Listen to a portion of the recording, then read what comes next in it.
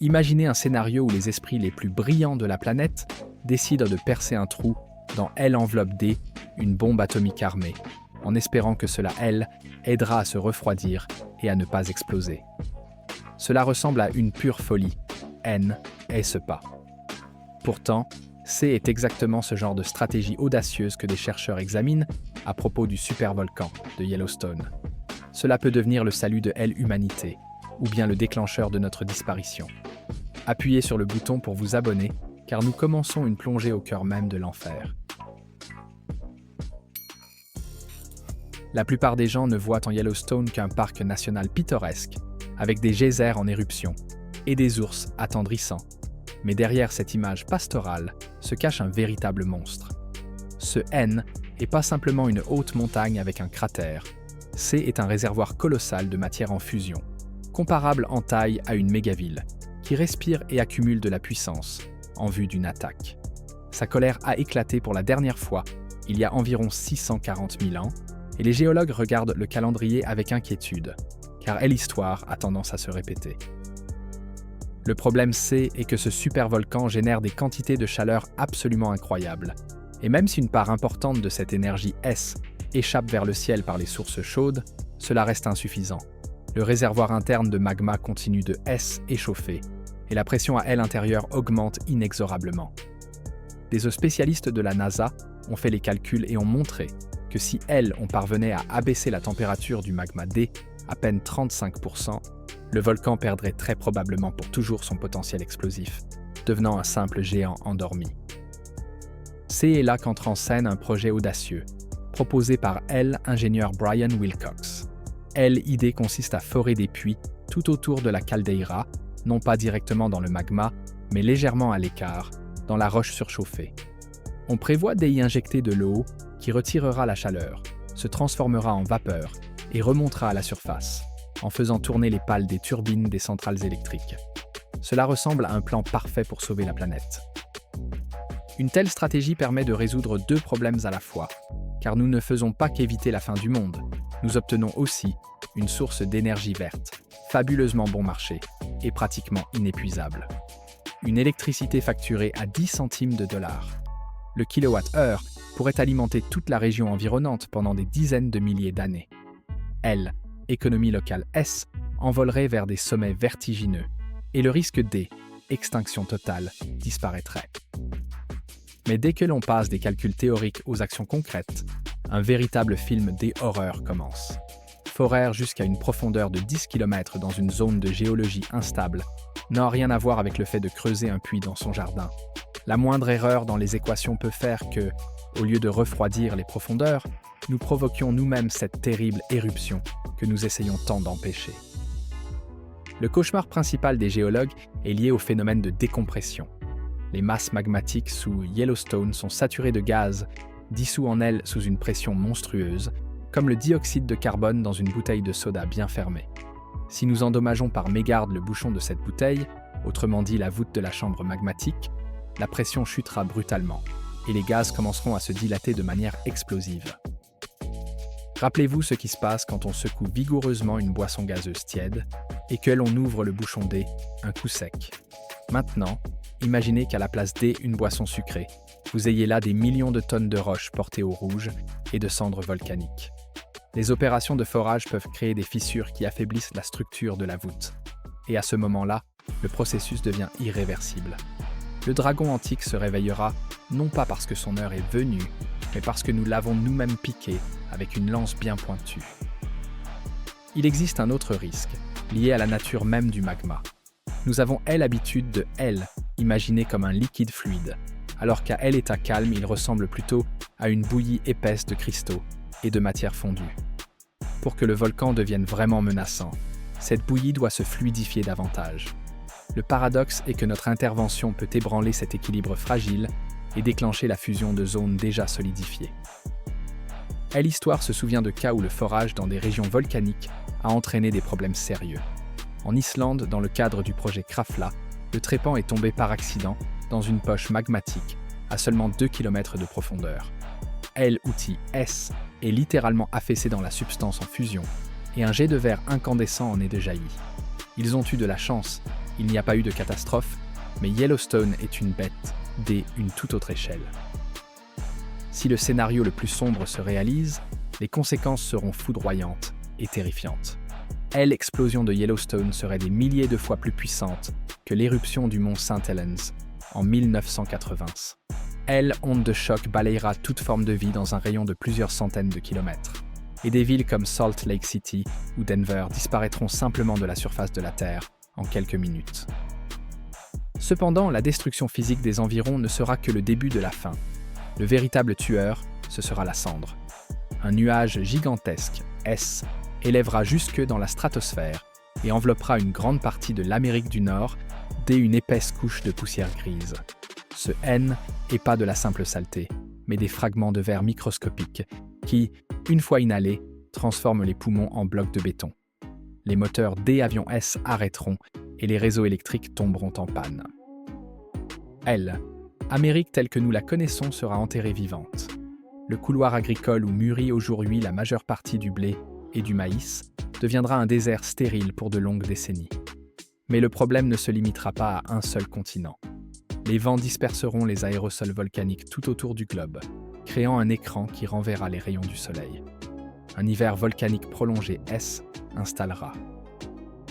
La température de la planète pourrait chuter de 10, voire de 15 degrés.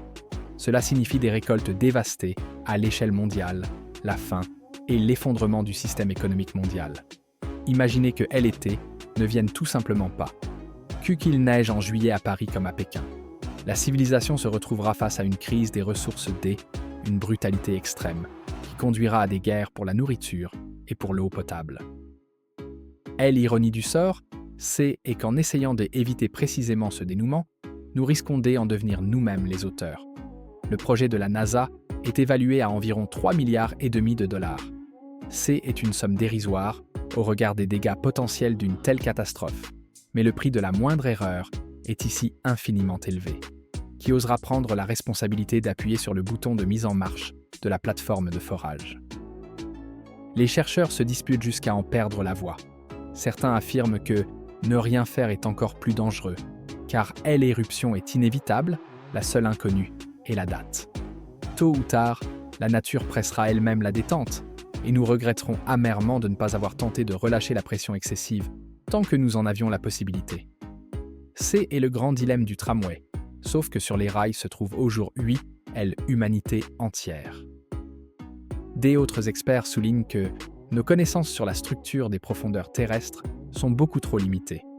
Nos méthodes actuelles d'imagerie du sous-sol ressemblent à la tentative de deviner ce qu'il y a dans un cadeau de Noël sans ouvrir la boîte, en se contentant de la secouer.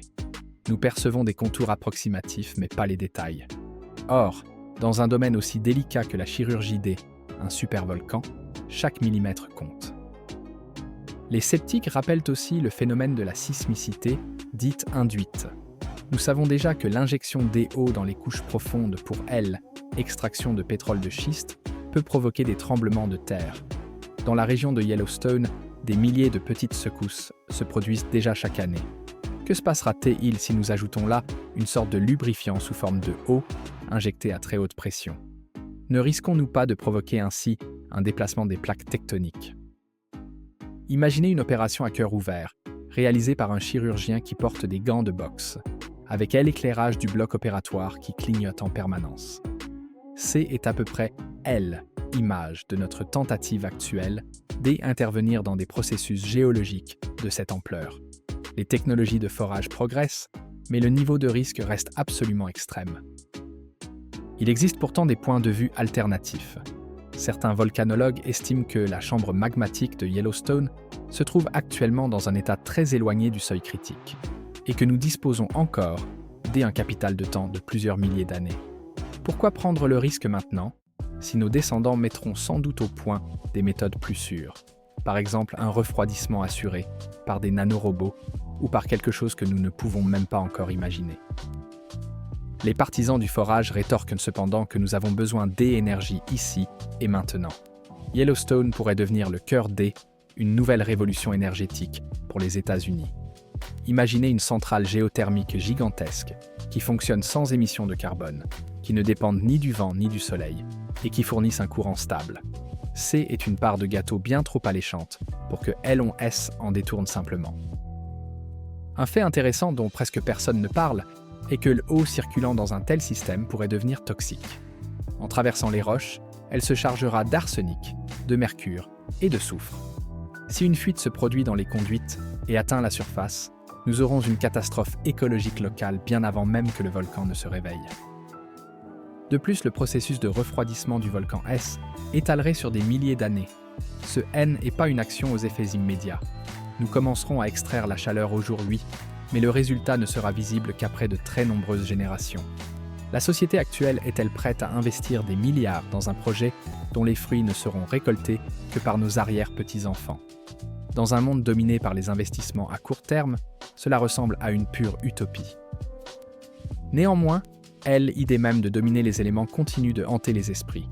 Nous nous sommes habitués à nous sentir maîtres de la planète, à détourner des fleuves et à assécher des mers. Dompter un supervolcan deviendrait l'apogée de l'ingénierie humaine, la preuve que nous avons dépassé notre peur de la nature et que nous l'avons placée sous contrôle total. Mais la nature sait se venger cruellement de l'excès de confiance. L'histoire regorge d'exemples où l'intervention humaine a conduit à des désastres inattendus. Rappelez-vous les lapins en Australie ou la tragédie de la mer des Aral. Yellowstone est un système dont nous commençons seulement à comprendre la complexité, et y entrer avec un forêt pourrait bien être le comble de l'arrogance. Au fait, il existe un détail peu connu. Sous Yellowstone se trouvent non pas une, mais deux chambres magmatiques distinctes. La chambre supérieure, plus visqueuse, et la chambre inférieure, une immense lentille de basalte qui alimente la partie du dessus.